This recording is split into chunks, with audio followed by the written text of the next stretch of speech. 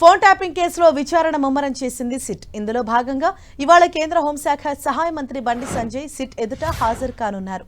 బండి సంజయ్తో పాటు ఆయన ఓఎస్టీ వ్యక్తిగత సహాయకులు పసునూరి మధు, బోయినపల్లి ప్రవీణ్ కుమార్, పోగుల తిరుపతి కూడా హాజరవ్వబోతున్నారు. ఫోన్ ట్యాపింగ్ వ్యవహారంలో బండి సంజయ్ చేతికి కీలక ఆధారాలు అందినట్లు తెలుస్తోంది.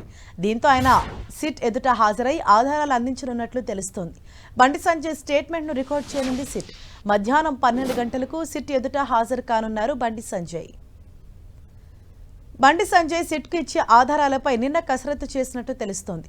హైదరాబాద్లోని తన నివాసంలో పలువురు కేంద్ర హోంశాఖ అధికారులతో ఆయన భేటీ అయ్యారు. ఢిల్లీ నుంచి 3 హోంశాఖ అధికారులతో పాటు ఎస్ఐబి, కౌంటర్ ఇంటెలిజెన్స్ విభాగాల్లో పనిచేసిన కొంతమంది సీనియర్ అధికారులు బండి సంజయ్తో భేటీ అయినట్లు తెలుస్తోంది.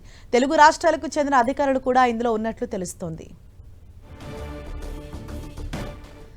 ఇదే విషయంపై మరింత సమాచారం మా ప్రతినిధి సునీల్ మనకు అందిస్తారు. సునీల్, ఇవాళ సిట్ ఎదుట బండి సంజయ్ హాజరవుతున్నారు కాబట్టి అంటే ఇప్పటికే ఆయన ఎటువంటి ఆధారాలు ఇప్పటి వరకు ఆయన సేకరించారు, ఏ టైంకి ఆయన సిట్ ఎదురుగా హాజరు కాబోతున్నారు?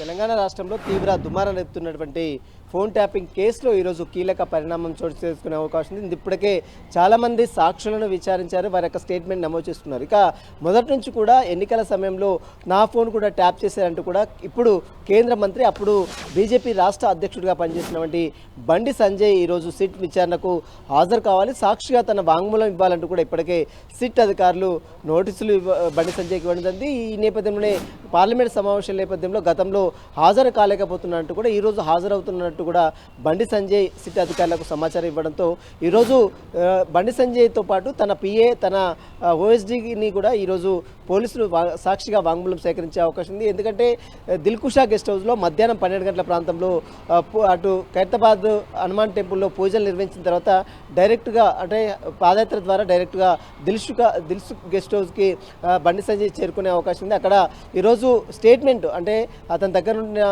వివరాలు కావచ్చు, గతంలో తన ఫోన్లు ఏ విధంగా ట్యాప్ అయ్యాయి, ఏ విధంగా పోలీసులు తనని వేధింపులకు గురించి, వీటికి సంబంధించిన అన్ని విషయాలపై కూడా ఈరోజు సాక్షిగా తన వాంగ్మూలం స్టేట్మెంట్ కూడా ఈరోజు కేంద్ర మంత్రి బండి సంజయ్ ఇచ్చే అవకాశం ఉంది.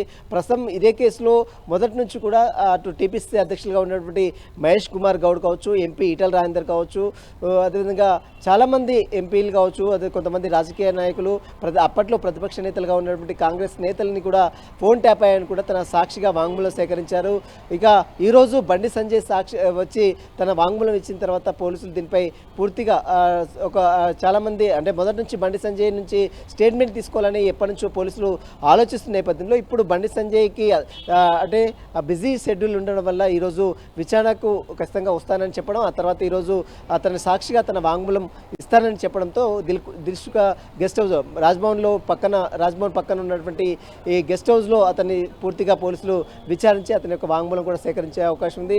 ప్రస్తుతం అయితే ఈ కేసులో ఎంటైర్ ఇప్పటికే మనం చూసాం ప్రభాకర్ రావుతో పాటు మరోవైపు రాధాకృష్ణరావు, అదే ప్రణీత్ రావు చాలామందిని అరెస్ట్ చేశారు. వారందరూ కూడా బెయిల్ మీద ప్రస్తుతం బయటన్నారు.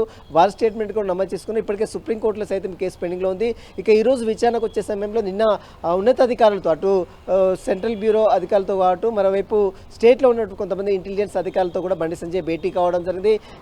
ఫోన్ ట్యాప్కి సంబంధించినటువంటి వివరాలు, పోలీసులు ఎలాంటి ప్రశ్నలు ఉత్పన్నం చేస్తారు, ఎలాంటి సమాధానాలు, ఈ సంబంధించిన విషయాలపై కూడా పూర్తిగా వారితో నిన్న దిశానిర్దేశం చేయడం జరిగింది. ఈరోజు పోలీసుల ముందు కూడా తన వాంగ్మూలం, తన స్టేట్మెంట్ వాంగ్మూలం, తనతో పాటు తన పిఏ, తన ఓఎస్డీ స్టేట్మెంట్ కూడా ఈరోజు పోలీసులు నమోదు చేసుకునే అవకాశం ఉంది. Harisha, thank you Sunil.